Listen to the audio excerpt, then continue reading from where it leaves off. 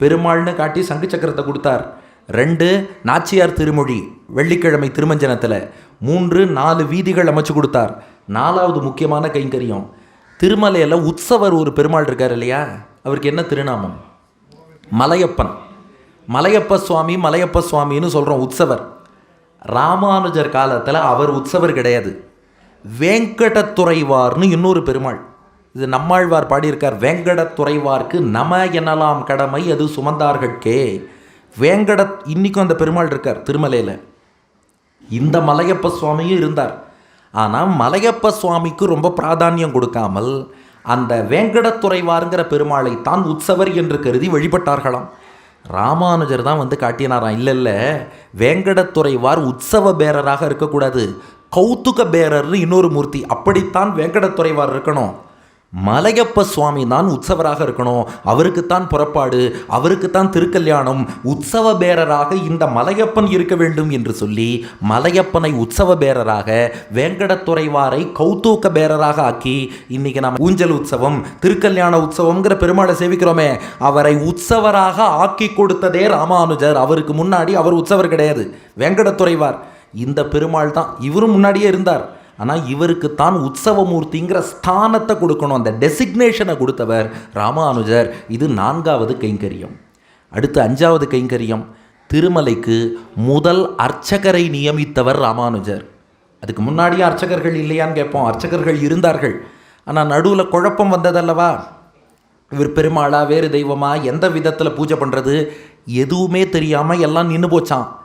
ராமானுஜர் வந்து அதுக்கப்புறம் இல்லை, இந்த கோவில் வைகானச ஆகமம் பின்பற்றும் கோவில், அந்த ஆகம முறைப்படி இங்கே பூஜையெல்லாம் நடைபெற வேண்டும்னு ஏற்படுத்தி பெருமாளுக்கு ஒரு சம்பிரோக்ஷணம் கும்பாபிஷேகம் ராமானுஜர் நடத்தினார்.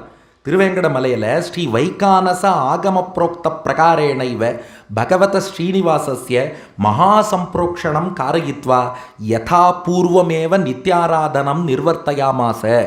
முன்பு பெரியோர்கள் காலத்தில் எப்படி வைகானச ஆகமம் அப்படி பூஜை நடந்ததோ அதே போல் பூஜை நடக்கணும்னு ராமானுஜர் ஏற்படுத்தி முதலில் ஒரு அர்ச்சகரை, அதுக்கு முன்னாடி இருந்த அர்ச்சகர்கள் அவங்க காலம்லாம் முடிஞ்சு போச்சு.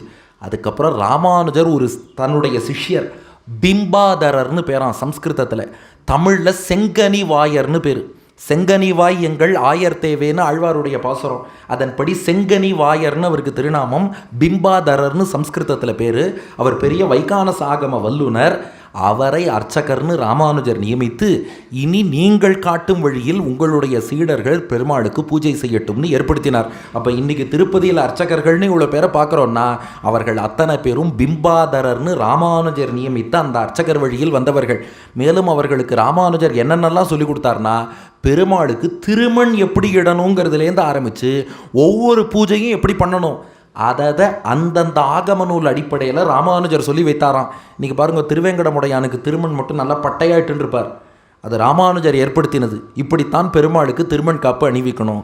அடி என்னுடைய நண்பர் ஒருத்தர் கேட்டார், பெருமாளுடைய கண்ணையே மறைச்சுடுறது சரிதானே, திருப்பதி பெருமாளுடைய கண்ணையே சேவிக்க முடியாது, அந்த திருமண் காப்பு மறைச்சுடுறது ஏன்பா இப்படி இட்டுக்கிறார்னா, இதுக்கு ரசமாக பெரியோர்கள் அர்த்தம் சொன்னாங்க. ராமானுஜர் காரணம் இல்லாமல் பண்ணியிருப்பாரா?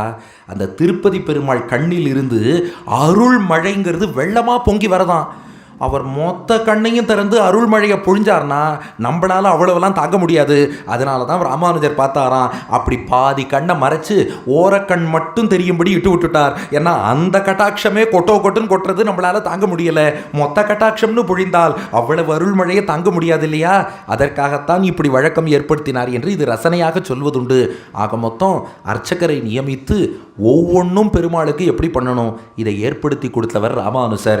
இது 5வது கைங்கரியம்.